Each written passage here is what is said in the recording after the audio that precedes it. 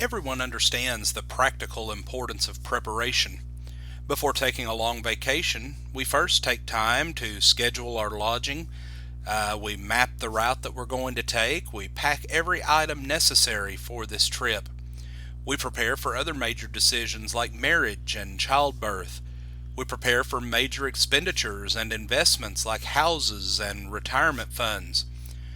Benjamin Franklin once said, "By failing to prepare, you are preparing to fail." Well, by and large, everyone understands the truth of that statement as it pertains to major life events and decisions. But we must also realize the truth of the principle as it pertains to our eternal destiny. Heaven is the Christian's hope, but that hope should not be taken lightly. We will not enter into the dwelling place of our God by accident. It can only be a reality if we prepare properly right now.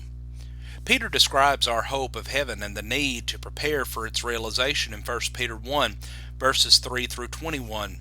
First, Peter identifies the reality of our hope. For faithful Christians, heaven is not a wish or a possibility, but it is a certainty. It is an inheritance that is incorruptible and undefiled and that does not fade away, 1 Peter 1 and verse 4. It is a realistic hope because it is alive and because it is based upon the fact of the resurrection of Jesus Christ from the dead, 1 Peter 1 and verse 3. Second, Peter explains the need to rejoice in our hope in spite of suffering, 1 Peter 1 verses 6 through 9. Trial is not something that is enjoyable, but it is inescapable, and it is also beneficial. Third, Peter describes the production of our hope, 1 Peter 1 verses 10 through 12.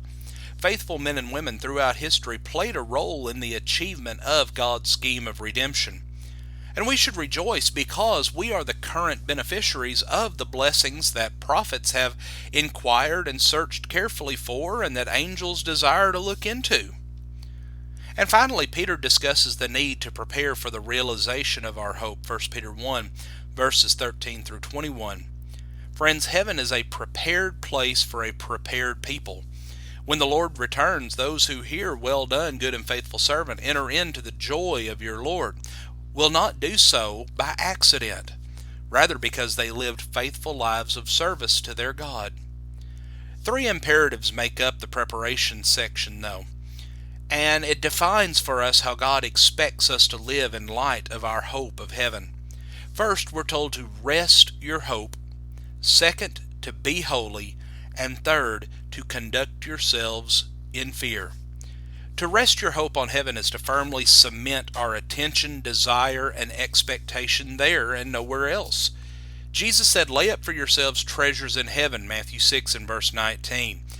This means that we are to direct our attention to things above and not things of this earth, Colossians 3 and verse 1.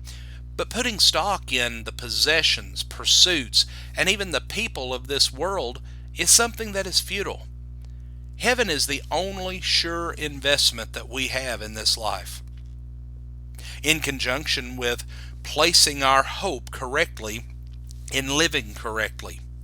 Peter quotes Leviticus 11 verses 44 through 45 to emphasize the need for Christians to live holy lives. And holiness is sanctification and being set apart. John said, "Everyone who has this hope in him purifies himself just as he is pure," 1 John 3 and verse 3.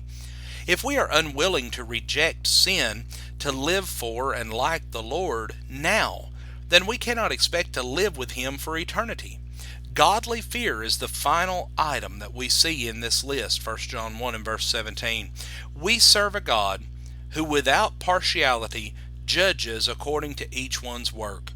Therefore, we must be ever mindful of the fact that we will stand before him in judgment and fear him.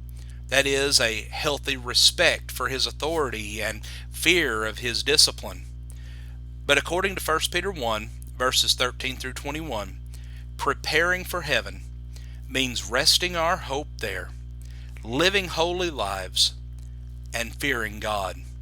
Practically speaking, how are these things manifested in life? We'll consider just a few things in closing. Do you pray? If so, how often do you pray? Do you spend time in God's Word every day? Are you focusing upon spiritual growth? Are you looking for more ways to serve? Are you growing in your love for God? And do you reflect on the blessings that the Lord has provided? Friends, these are just a few questions that we should ask ourselves regularly, because the answers can help us gauge our efforts to prepare for eternity with God. Friends, we thank you for joining us for our program today, and have a blessed day.